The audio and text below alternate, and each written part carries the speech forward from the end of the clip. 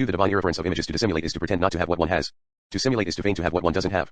One implies a presence, the other an absence. But it is more complicated than that because simulating is not pretending. Whoever fakes an illness can simply stay in bed and make everyone believe he is ill. Whoever simulates an illness produces in himself some of the symptoms, literally. Therefore, pretending, or dissimulating, leaves the principle of reality intact. The difference is always clear, it is simply masked, whereas simulation threatens the difference between the true and the false, the real and the imaginary. Is the simulator sick or not, given that he produces true symptoms? Objectively one cannot treat him as being either ill or not ill. Psychology and medicine stop at this point, forestalled by the illness is henceforth indiscoverable truth.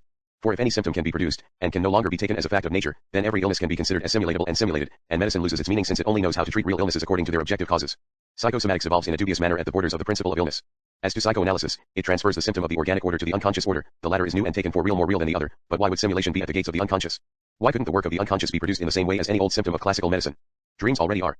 Certainly, the psychiatrist purports that for every form of mental alienation there is a particular order in the succession of symptoms of which the simulator is ignorant and in the absence of which the psychiatrist would not be deceived. This, which dates from 1865, in order to safeguard the principle of a truth at all costs and to escape the interrogation posed by simulation, the knowledge that truth, reference, objective cause have ceased to exist. Now, what can medicine do with what floats on either side of illness, on either side of health, with the duplication of illness in a discourse that is no longer either true or false? What can psychoanalysis do with the duplication of the discourse of the unconscious in the discourse of simulation that can never again be unmasked, since it is not false either? *2. What can the army do about simulators? Traditionally it unmasks them and punishes them, according to a clear principle of identification. Today it can discharge a very good simulator as exactly equivalent to a real homosexual, a hard patient, or a madman. Even military psychology draws back from Cartesian certainties and hesitates to make the distinction between true and false, between the produced and the authentic symptom. If he is this good at acting crazy, it's because he is. Nor is military psychology mistaken in this regard. In this sense, all crazy people simulate, and this lack of distinction is the worst kind of subversion. It is against this lack of distinction that classical reason armed itself in all its categories. But it is what today again outflanks them, submerging the principle of truth. Beyond medicine and the army favor terrains of simulation, the question returns to religion and the simulacrum of divinity. I forbade that there be any simulacra in the temples because the divinity that animates nature can never be represented. Indeed it can be. But what becomes of the divinity when it reveals itself in icons, when it is multiplied in simulacra? Does it remain the supreme power that is simply incarnated in images as a visible theology? Or does it volatilize itself in the simulacra that, alone, deploy their power and pomp of fascination, the visible machinery of icons substituted for the pure and intelligible idea of God?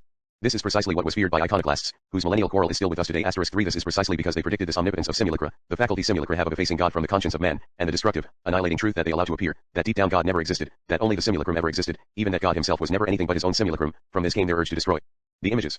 If they could have believed that these images only obfuscated or masked the Platonic idea of God, there would have been no reason to destroy them. One can live with the idea of distorted truth. But their metaphysical despair came from the idea that the image didn't conceal anything at all, and that these images were in essence not images, such as an original model would have made them, but perfect simulacra, forever radiant with their own fascination. Thus this death of the divine referential must be exorcised at all costs. One can see that the iconoclasts, whom one accuses of disdaining and negating images, were those who accorded them their true value, in contrast to the iconolaters who only saw reflections in them and were content to venerate a filigree god.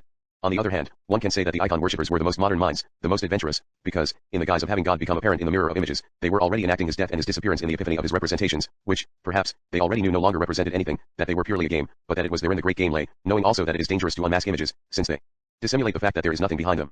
This was the approach of the Jesuits, who founded their politics on the virtual disappearance of God and on the worldly and spectacular manipulation of consciences, the evanescence of God in the epiphany of power, the end of transcendence, which now only serves as an alibi for a strategy altogether free of influences and signs. Behind the baroqueness of images hides the eminence grace of politics. This way the stake will always have been the murderous power of images, murderers of the real, murderers of their own model, as the Byzantine icons could be those of divine identity. To this murderous power is opposed that of representations as a dialectical power, the visible and intelligible mediation of the real. All Western faith and good faith became engaged in this wager on representation, that a sign could refer to the depth of meaning, that a sign could be exchanged for meaning and that something could guarantee this exchange, God of course.